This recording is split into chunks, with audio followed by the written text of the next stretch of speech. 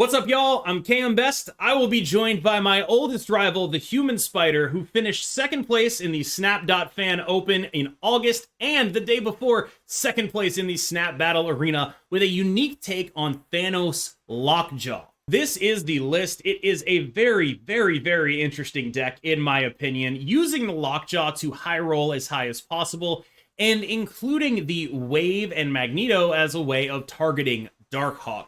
We are going to jump now to an interview with TheHumanSpider where he broke down some of the key choices in the deck and what you need to know in order to dominate with this new Thanos list.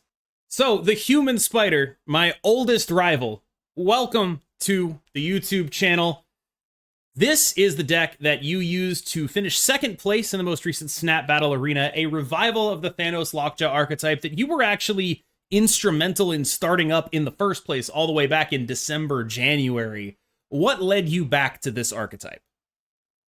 Maybe you know it about me, but I love playing decks that I actually enjoy, and I think nobody love Thanos Lockjaw more than me.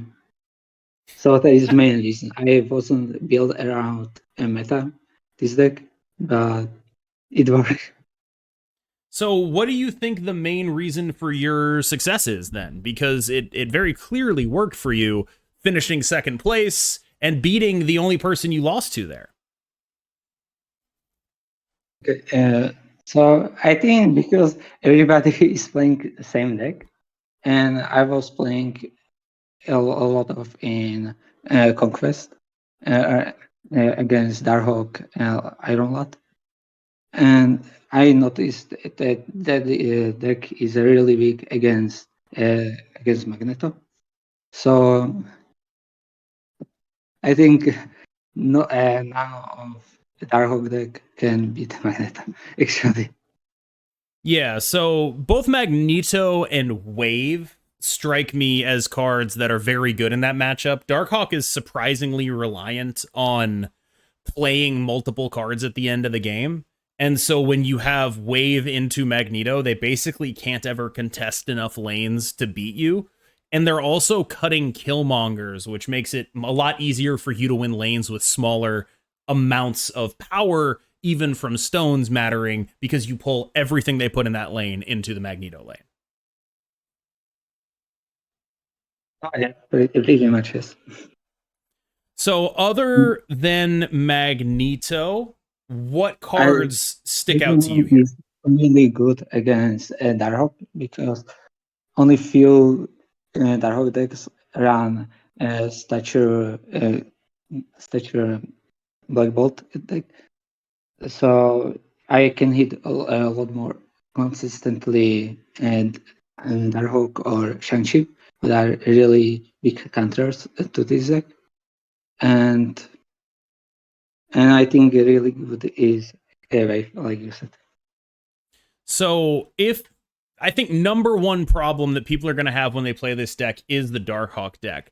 Do you have any tips on how you want to see that game playing out? Anything that they can use to help them win those matchups that they might not be favored in? Like I said, I was playing a lot of in Conquest against Darkhawk decks, and these decks just destroy Darkhawks. And it's because Magneto, and I think is like everybody know, snapping is really important with this type of deck. And sometimes, like happened in the finally, your hand really sucks. So you should always snap against if your opponent don't have Zabu. I think in round 3 you should always snap pretty much every time. But you have to know when to play Wave, and if your opponent playing Core, Zabu into Rockslide, you shouldn't rely on Lockjaw. Yeah, I did want to talk about Lockjaw, actually, because I didn't actually see you playing for Lockjaw a lot. It felt a little bit like a marginal card in here. Like there are a lot of pretty medium rolls, and like when you roll the big ones, you end up vulnerable to Shang-Chi, which I think is a part of why Vision is so important, because it's a thing you can get off of Lockjaw that does not die to Shang. But like a lot of the good rolls leave you open to Shang-Chi and give you priority, and neither of those are really good spots to be right now. Do you think Lockjaw is required here? It is type of deck. Yes, it is. But I think you really underrated Vision, because he's not only like generally good 5 drop, but he's really good against earning for priority. If you have to playing against Darkhawk or Serra, you won't playing Vision in lane. You already winning and just moving. Yeah. And it's not Shang-Chi target, and it's Yeah. amazing. Yeah, playing Vision to throw your own priority while still effectively having power in other lanes is a very powerful use of the card for sure. So, what about Spider-Man? That's a card that I think a lot of people might be confused to see in a Lockjaw deck. My thought process is just, it's really good. Is there anything more going on there? Honestly, I tried him just today. I was playing. I was playing in his spot Aero, but Aero sucks. Just sucks. I'm really sad about that, but it's true. And Yeah. and he's really good in this tournament. I could with him grab monster in Monster Island and pull him into bar with no name. You can do a lot of good things with him, and you can clock your opponent. And he's just 3-5. So this really good settler. So, next question is about a card that you're not running. America Chavez? I hope I'm not watching this, but I think I don't have space for her. But Okay. most important is that I want on final turn, if I have Lojo, play Wasp and 6 cost, or I have to draw that more consistently, and I think he's not that good anymore, because I don't think Thanos Lojo archetype can rely just on Lojo in these days after his loss of nerfs. I mean, honestly, my thought process would be the reason we would want Chavez is to draw Mind And Stone more, because Mind Stone is just like the best card in the entire deck against Darkhawk decks, and like that is like a matchup I'm worried about. That would be my thought at least. like you could see, I don't think Darkhawk is that problem for this deck. From my experience, maybe with Zabu it is problem, but honestly, it is. It's just fine. I mean, one of the things we saw in the tournament was Darkhawk decks losing to Thanos decks, and I think a lot of that is the Darkhawk decks that succeed in the mirror are cutting Killmongers, and Killmonger is unbelievably powerful against Thanos and not very good against your specific build of Thanos because of your death.